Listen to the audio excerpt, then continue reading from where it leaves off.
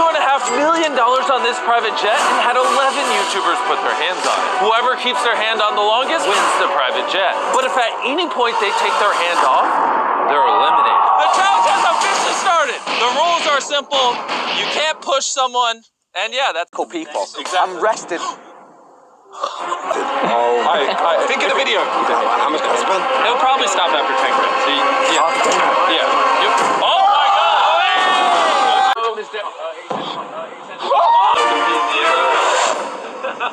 Speed. Put them together. Oh, what is this?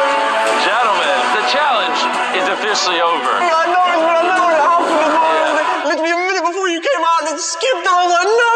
Harry, No. I'm sorry, man. What, you can go ahead and take your finger off. No. If you look right here, see that finger? It's not Harry's. It's actually